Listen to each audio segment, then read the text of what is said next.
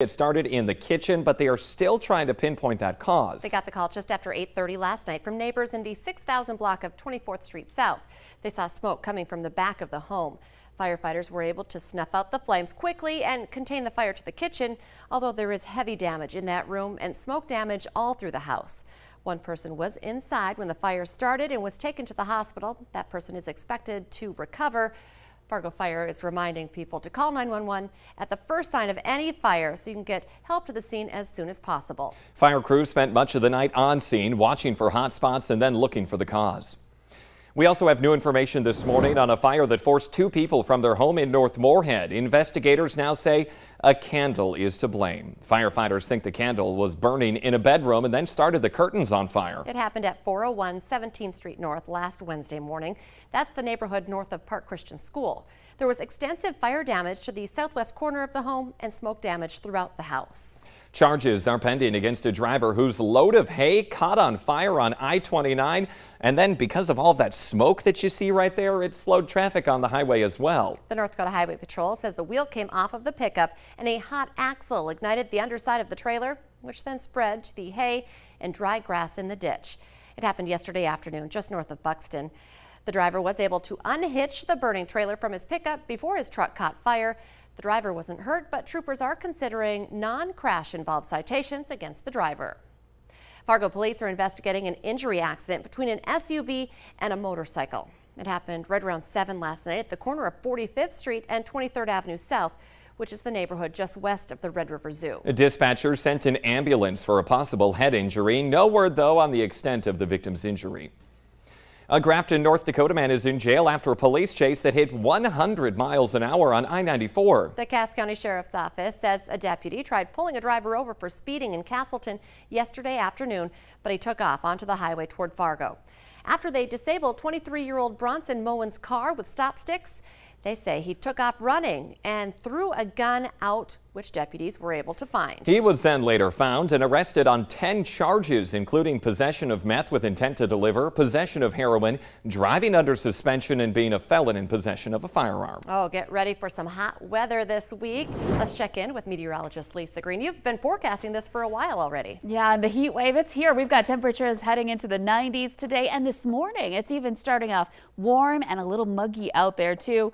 And of course, no surprise, we've been seeing this almost every morning and evening, that hazy sunshine. We still have wildfire smoke hanging around, though we did have some improvements into the weekend. So this is our view in Grand Forks. There's also a few clouds in that area too. Our temperature in Grand Forks right at 69 degrees, wind out of the south-southwest at 6 miles per hour. Fargo's at 67. Devil's Lake, one of the warm spots here at 73 degrees right now, mostly sunny skies. And Jamestown, Fergus Falls, Bemidji, all checking in into the 60s. That south wind has been critical for bringing in a little bit cleaner air for us so far. However, some changes coming our way. Here's a look at what we've got going on. We've got a cold front dropping southward, with it some thunderstorms that just blasted through Winnipeg, and they're going to make their way south from there into the northern part of the Red River Valley. Behind that front, a northerly wind, and that's going to start to bring in that potential for more smoke drifting into the valley. But our first concern, of course, is our chances for rain and thunder. So if you're in Kittson County, back over to Roseau County, that's an area where we're looking at the potential for rain first and potentially some stronger storms heading into the afternoon. Here's a look at those winds again out of the south and on the light side. So our forecast today, stepping out the door, getting in your car here this morning, no problems here. We're looking at temperatures into the upper 60s to some low 70s to start off, a warm morning. However, as we head into the afternoon, hot weather, temperatures back into the 90s, and you're going to want to watch out for some thunder showers right around drive time. We could be seeing some stronger storms going on at that point. And so make sure you're checking that Valley News Live weather app for the latest radar. And of course, you'll get alerts for the latest severe weather as well. We do have a marginal risk in effect for just about the heart of the Red River Valley along Highway 2 to that Highway 10 corridor and surrounding areas, meaning a low-end risk, but we could still see some hail, and in addition to that, the potential for some gusty winds too with this today. So we'll be tracking that for you. And checking out that 7-day planner, there's the heat. Temperatures well into the 90s this week. On Wednesday, reaching that 99-degree mark. We have a first alert weather day, but it's going to be hot all week, so make sure you're ready for it. I love the Weather Center and everything that you have going on over there. Yeah, it's just a great way to be able to explain to people what's going on, and that's all part of this new studio that we are in for the first time this morning. Lisa, you're looking great over there. Thank you. It's great to have multiple tools to help get that information to you guys, and there's more that we'll be showing you as we get further and more comfortable with our set as well. So stick around. We'll have more to show you. All right, it's fun. I love our new digs for sure. Thank you, Lisa.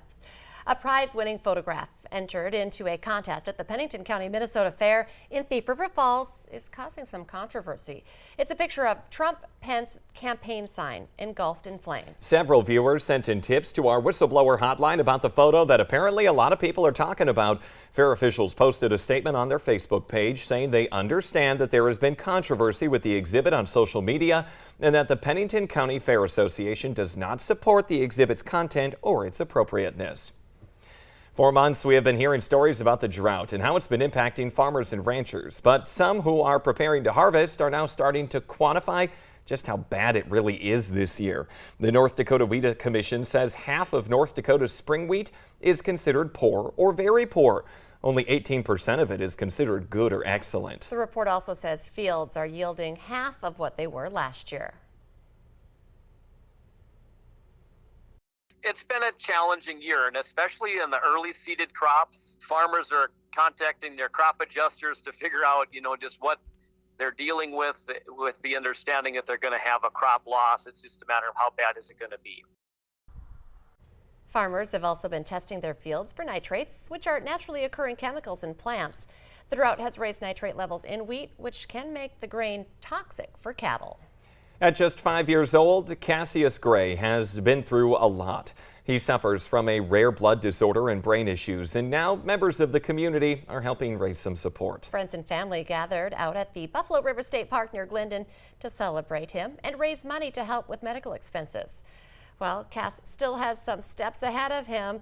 Doctors are able to treat the disorder and allow him to be a normal 5-year-old. Seeing him now, he's running around and playing with everyone, and you wouldn't even know that he just had brain surgery, so it's really nice seeing that.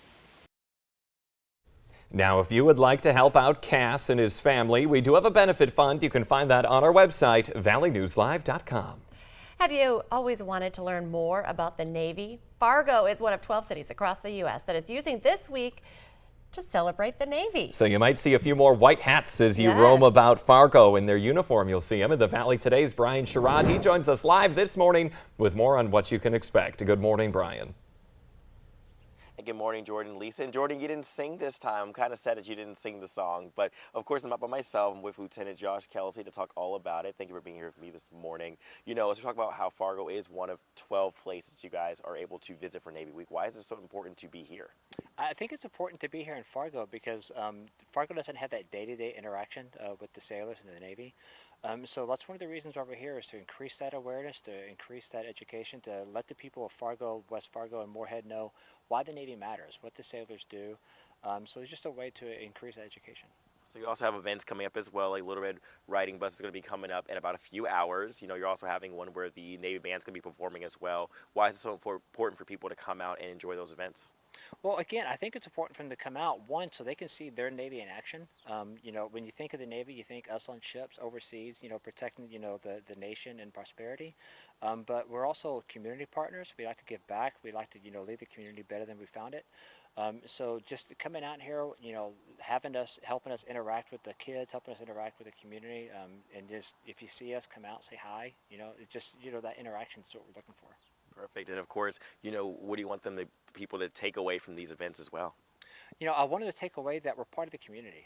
We're going to have sailors here, 75 to 100 sailors. For Fargo, probably around 40, just because of the travel. Coming here from around the country, being part of Fargo, being part of the Navy Week. Educating and showing what the Navy does, and giving back. And I think it's that partnership and that that connection to service is what I wanted to take away. Perfect. Thank you for being here with me this morning. And Jordan and Lisa, I'm going to toss it back to both of you in studio. Brian Sherrod reporting live for us this morning. Thank you. Okay, we want to tell you about a few lane closures that we have going on. One is for through traffic on Main Avenue in Fargo between 2nd and 4th Streets. Traffic is down to 1 lane in each direction.